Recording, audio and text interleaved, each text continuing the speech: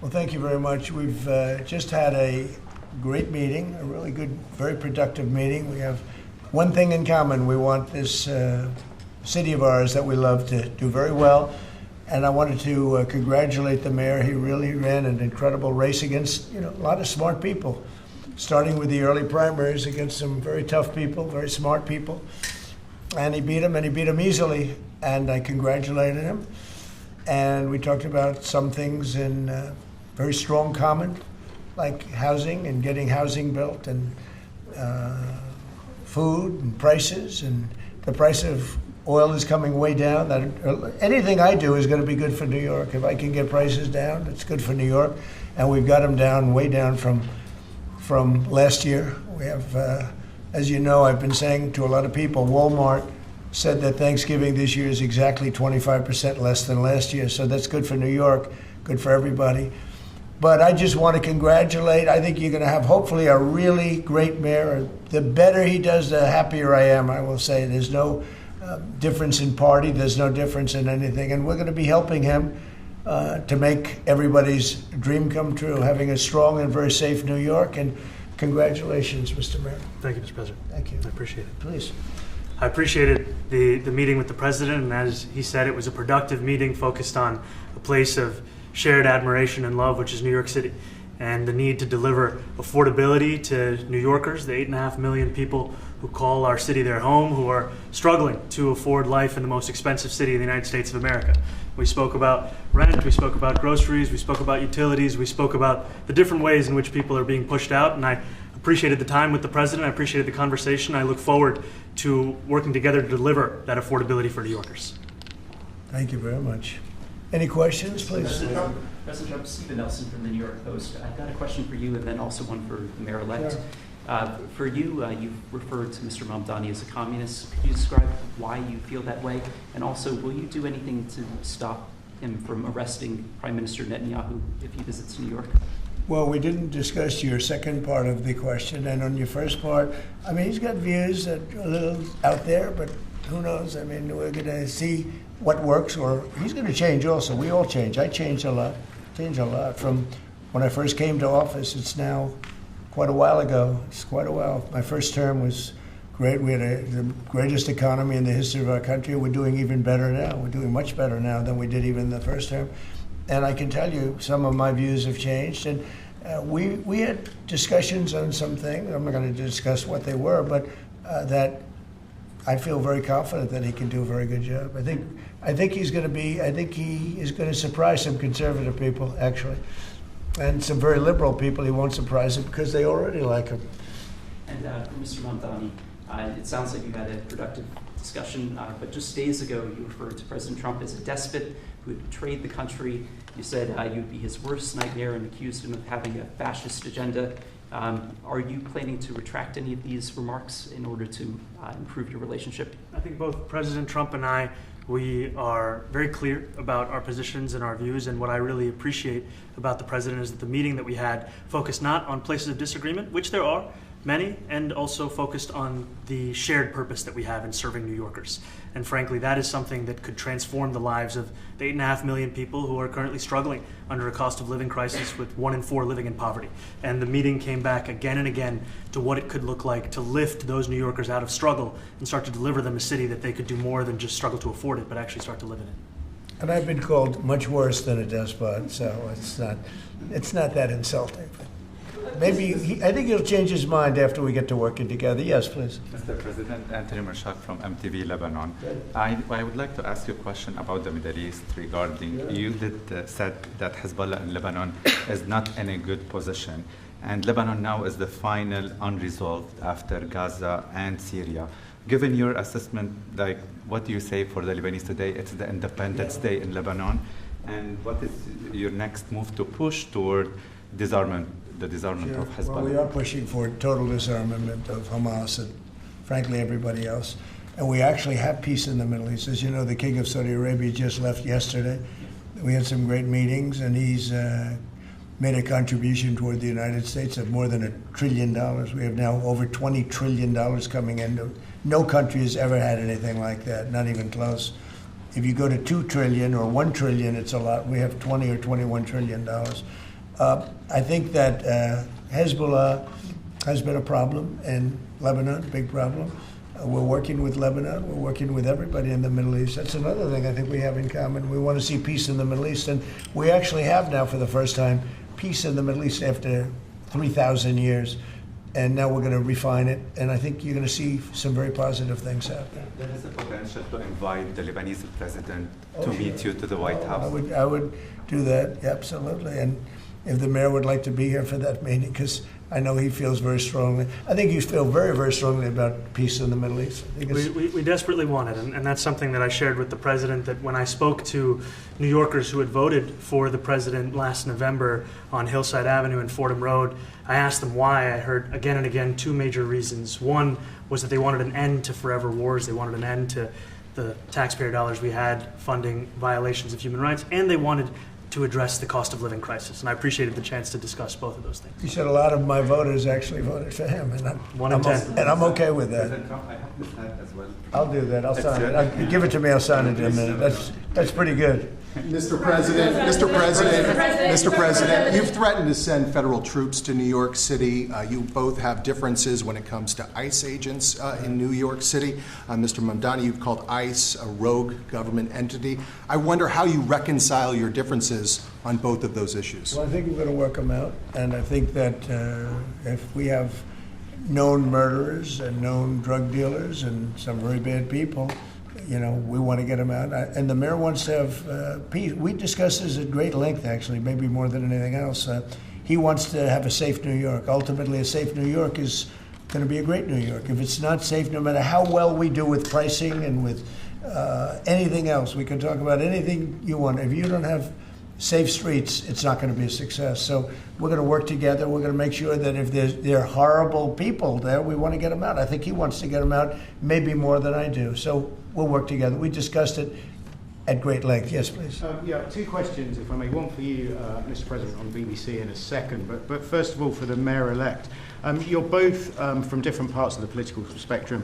You're both populists, though, and I just wonder to what extent the president's campaign style, his techniques, his social media use inspired any part of your campaign. Well, I actually told the president that, you know, so much of the focus of our campaign has been on the cost of living crisis. And when we asked those New Yorkers who had voted for the president, when we saw an increase in his numbers in New York City, that came back to the same issue: cost of living, cost of living, cost of living.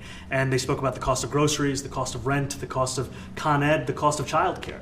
And too often politicians are looking to lecture to New Yorkers what they should care about as opposed to listen.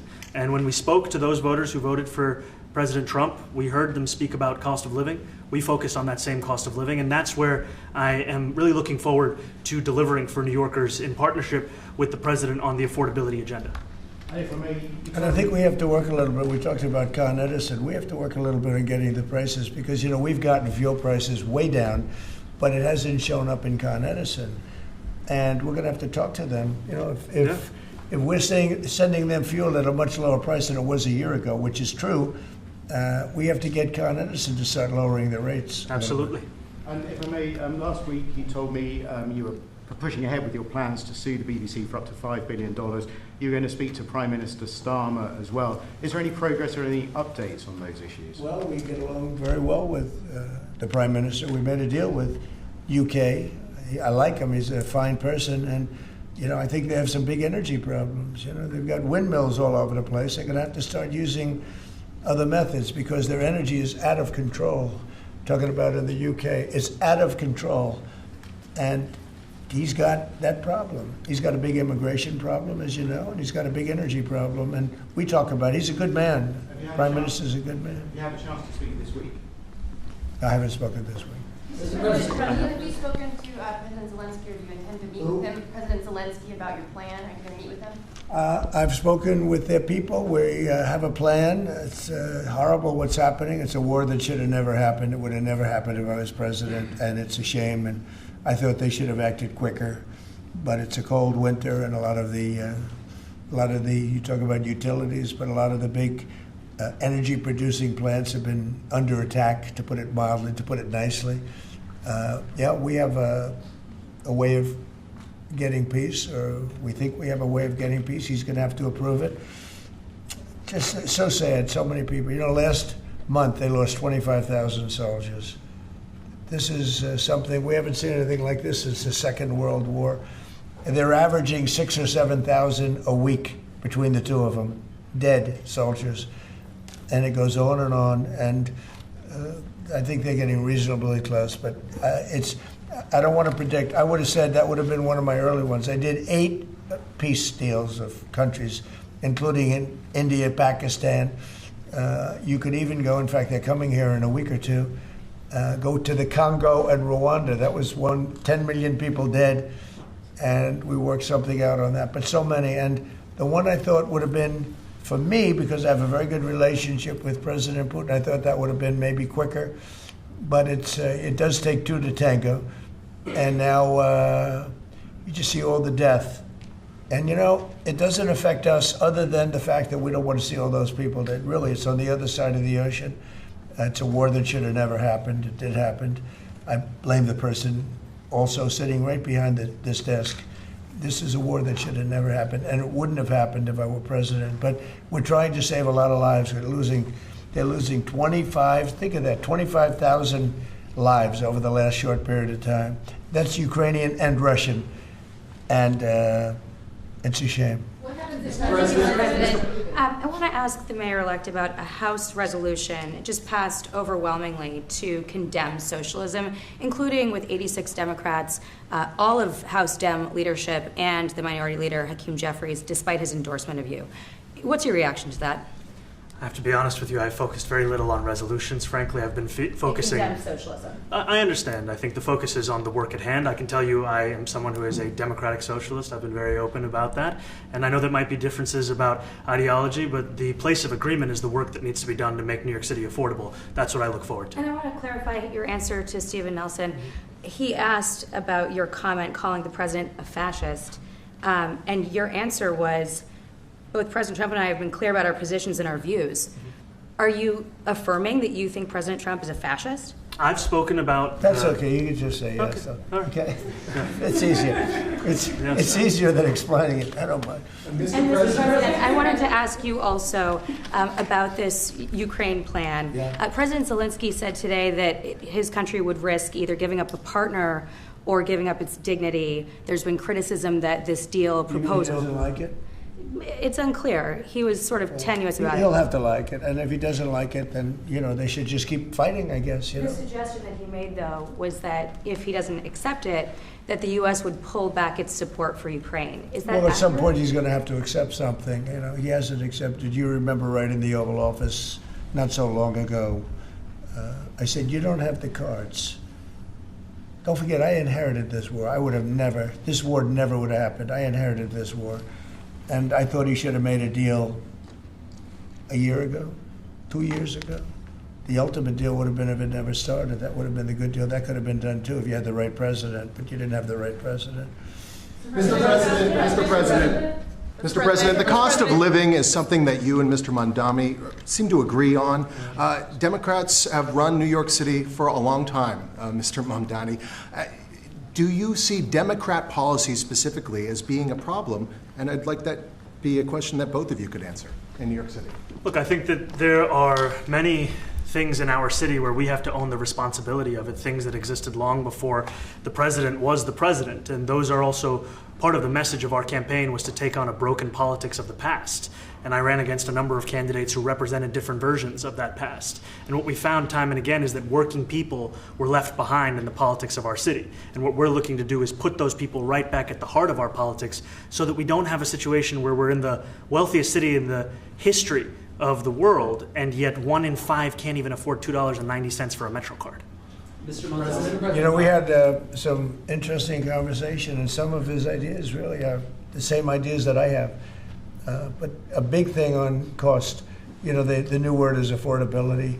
Another word is just groceries. You know, it's sort of an old-fashioned word, but it's very accurate. And they're coming down high. They were, you know, we had, both of us, we had the highest inflation in the history of our country the last 4 years under the Biden administration. And we've got inflation down now to a normal number. It's going to go even a little bit lower than that. Katie, do you have something? Mr. President, thank you so much. Mr. Mamdani often talks about New York City being covered by international law, that they will follow international law. Doesn't often talk about the U.S. Constitution. What is your response to that? Well, I don't know what you're referring to in terms it can be covered by international law, local law. It's covered by a lot of laws, but it's covered by U.S. law. Are you referring to anything in particular? He just says that they're a city that endorses and enforces international law. Is that at odds with U.S. I don't law? know. Would you want to? Do you want to respond to Yeah, that? I think what I've shared with the president is our desire to not only follow the laws of our own city, laws that protect New Yorkers, but also a desire for consistency in our politics across the board. And that's something that we've talked about and something that I know many New Yorkers want. So you work with ICE? We work with ICE then? We discussed ICE and New York City, and I spoke about how the laws that we have in New York City allow for New York City government to speak to the federal administration for about 170 serious crimes. The concerns that many New Yorkers have are around the enforcement of immigration laws on New Yorkers across the 5 boroughs, and most recently we're talking about a mother and her 2 children, how this has very little to do with what that is. Mr. Mamdani, What we did is we discussed crime. More than ICE per se, we discussed crime. And he doesn't want to see crime, and I don't want to see crime. And I have very little doubt that we're not going to get along on that issue. He wants to, and he said some things that were very interesting as to housing construction, and he wants to see houses go up. He wants to see a lot of houses created, a lot of apartments built, etc. And you know, we actually people would be shocked, but I want to see the same thing. Mr. Mamdani, anti-Israel protesters. Right? Yeah, Mr. President, I wanted to know one of the policies as well that Mayor-elect Mamdani talked a number of times about on the campaign was shifting the tax burden for property taxes from what he called minority communities to white-based communities and putting more taxes on white people. I also noticed that in your acceptance speech you didn't mention anything about America or Christians or white people in general, and so I didn't know if that was one of the policies that you guys had spoken about. We focused on affordability. We focused on the cost of living crisis. What I will say is that I am very much interested in property tax reform because what we see right now in New York City is a system that is so inequitable that it can't even stand up in court. And the president and I spoke about the importance of not only building more housing, but also making sure that regulation of housing is something that is manageable to actually get through and not the cause of yet another weight that we see in our city. But to be clear, you're continuing this idea of race-based property taxes. No, to be very clear, That's what you said. No, the use of the term was a description of neighborhoods, not a description of intent. So you intend to tax the whiter neighborhoods more? No, we intend to create a fair property tax system because we want a New York City that is not only fair and equitable, but also one that every New Yorker can afford. Mr. Mamdani, anti-Israel protesters just targeted. Please, go ahead. Mr. Mamdani, anti-Israel protesters just targeted a synagogue in New York. Are you concerned about Jewish New Yorkers feeling welcome and safe in the city? And President Trump, you've threatened to cut off federal funding to New York City. What policies would prompt you to do that? Would that be city-run grocery stores? Would it be something else? Well, I think if we didn't get along, whether it's cut off or just make it a little bit difficult or not give as much, we want to see, I use the term, we don't want good money going after bad. And we don't want that to happen. I don't think that's going to happen. I did say that, subject to what policies are being said. We had a meeting today that actually surprised me. He wants to see no crime. He wants to see housing being built. He wants to see rents coming down, all things that I agree with. Now, we may disagree how we get there. The rent coming down, I think one of the things I really gleaned very much today, he'd like to see him come down, ideally, by building a lot of additional housing. Yeah. That's the ultimate way. He agrees with that, and so do I. But if I read the newspapers and the stories, I don't hear that. But I heard him say it today, and I think that's a very positive step. No, I don't expect. I expect to be helping him, not hurting him. A big help, because I want New York City to be great. Look, I love New York City. It's where I come from. I spent a lot of years there. Now I'm right here. We took a big setback with the mayor that we had, named de Blasio. I thought it was a tremendous setback for the city. I think this mayor can do some things that are going to be really great. Mr. President, Mr. President, Thank you, Mr. President. Mr. President, you. Thank you, Mr. President. You're a billionaire. You have a different address nowadays than you used to, but you used to call New York City home. Would you feel comfortable living in New York City under a Mamdani administration? Yeah, I would. I really would. Especially after the meeting. Absolutely. What makes you comfortable? We agree on a lot more than I would have thought. I think I want him to do a great job, and we'll help him do a great job. You know, he may have different views, but in many ways, you know, we were discussing when Bernie Sanders was out of the race, I picked up a lot of his votes, and people had no idea because he was strong on not getting ripped off in trade and lots of the things that I've practiced and been very successful on. Tariffs, a lot of things. Bernie Sanders and I agreed on much more than people thought. And when he was put out of the race, I think quite unfairly, if you want to know the truth, many of the Bernie Sanders voters voted for me. And I felt very comfortable, frankly, in seeing that and saying that. And, you know, it just turned out to be a statistical truth. But no, I feel very comfortable. I would feel very, very comfortable being in New York, and I think much more so after the meeting. Yes, please. Thank you, Mr. President. I have a question for you, but a very quick one for the mayor. Why did you fly here? Aren't trains greener? I'll use every form of transit, and I want to make sure that they're all affordable in New York City, and that's why making buses fast and free is a centerpiece of our campaign. There is a bus that goes. Well, but I know, but if he flew, that's a lot quicker too. You know, I mean, he's working very hard. For him to be, that's a very long drive. I'll stick up for you. You know, the plane takes you 30 minutes, and driving takes you a long Mr. time. President, I was wondering if you could clear up some confusion around a Washington Post report. There was this explosive report that the Coast Guard is no longer going to characterize swastikas and nooses as hate symbols. DHS called that a lie and fake news. Can you clear up? I don't know anything about it. When was this written? I think yesterday. Well, look, the Coast Guard's an incredible group of people. I know them very well. We just ordered a lot of new Coast Guard cutters, beautiful, the most magnificent ship. They look like yachts with lots of guns on them. So I don't know. I haven't seen any report like that, but certainly we want them to remain a great force, and they are. You are a peacemaker, and you did the peace in all the 9 months around the world. I would like to ask Mr. Mamdani, you've accused the U.S. government of committing genocide in Gaza while President Trump was working on peace. Why that? I've spoken about the Israeli government committing genocide, and I've spoken about our government funding it. And I shared with the president in our meeting about the concern that many New Yorkers have of wanting their tax dollars to go towards the benefit of New Yorkers and their ability to afford basic dignity. And what we see right now is we're in the 9th consecutive year of more than 100,000 school children being homeless in our city. And there's a desperate need not only for the following of human rights, but also the following through on the promises we've made New Yorkers. And I appreciated the meeting we had and the work that we can do. Do you agree that President Trump did do a peace and he worked hard to make the peace? Because he worked hard to do the peace in the Middle East and everywhere. Do you agree with that? I appreciate all efforts towards peace, and I shared with President Trump that when I spoke to Trump voters on Hillside Avenue, including one of whom was a pharmacist that spoke about how President Trump's father actually went to that pharmacy not too far from Jamaica Estates, that people were tired of seeing our tax dollars fund endless wars. And I also believe that we have to follow through on the international human rights, and I know that still today those are being violated, and that continues to be work that has to be done no matter where we're speaking of. Mr. President, question for Mr. Thank you, Mr. President. Do you view the mayor-elect as the true leader of the Democrat Party? And do you think Leader Schumer's and Leader Jeffries, have to follow his lead? Well, look, I hope they have great leaders. This is a man that right now I think is focused in New York City.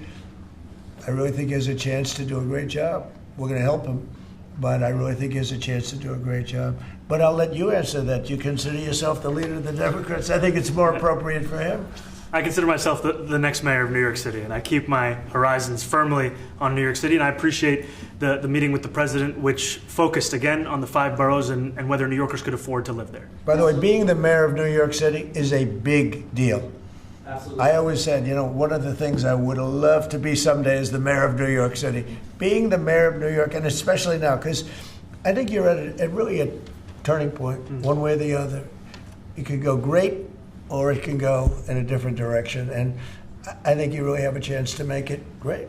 Mr. President, you say you love New York City. Mr. Mamdani, does New York City love President Trump?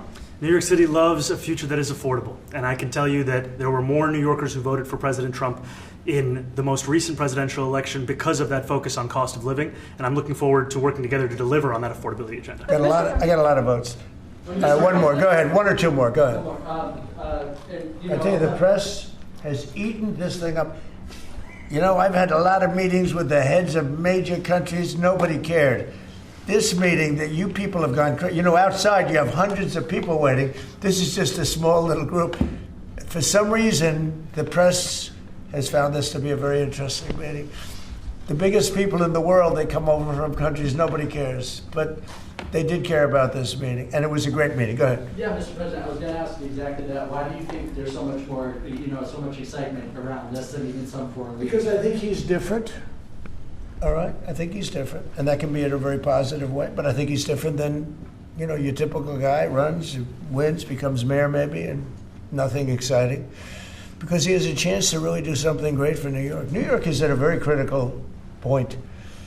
And he does need the help of the federal government to really succeed, and we're going to be helping him.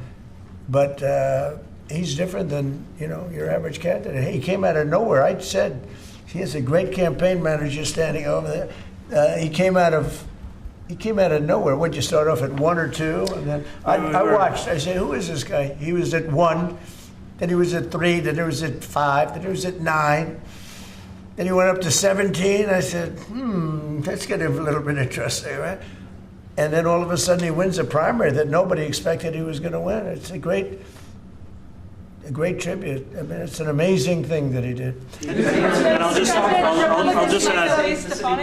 add one thing to what the president said. Is one thing I also appreciated is in our meeting to appreciate a portrait of FDR and the incredible work that was done with the New Deal, and also in thinking about what it can look like when the federal government and New York City government work together to deliver on affordability. It can be transformative. We have a great portrait of FDR that I found in the vaults that was missing for years. I found it, and I put it up. He's a Democrat, to the best of my knowledge. He's a Democrat. And when the mayor saw that portrait, he said, "Sir, do you mind if I have a picture taken by that portrait?" It's an amazing portrait. I hope the picture comes out good. But it's an amazing portrait in the cabinet room. So he's a big fan of the New Deal, I guess, and of FDR. Yes, ma'am. Thank you, Mr. President.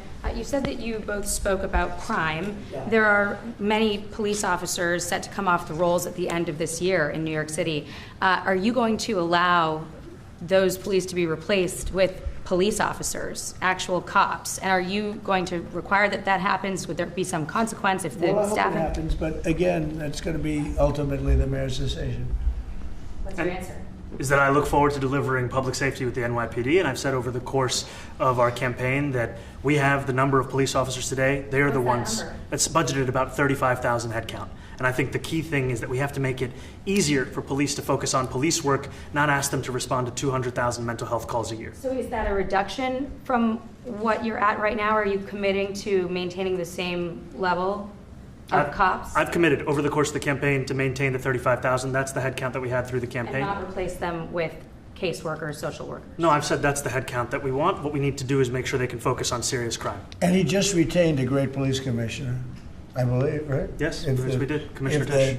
If the newspapers are correct. That one they're correct about. He retained, I think, somebody that is she's a good friend of some of the people in my family, of Ivanka, and they say she's really good, really competent, and he just retained her, so that's a good sign. Mr. President, are there still topics that you see the two of you disagreeing on in the future, and do you think you'll have more meetings like this? There will be topics that we disagree on. I think we'll probably come to a conclusion, and ultimately he'll convince me, or I'll convince him. It's for the good of New York. Ultimately, it's for the good of New York. I don't care about affiliations or parties or anything else. I want to see if this city could be unbelievable, if he could be a spectacular success, I'd be very happy. Do you think you guys will meet more in the future, too?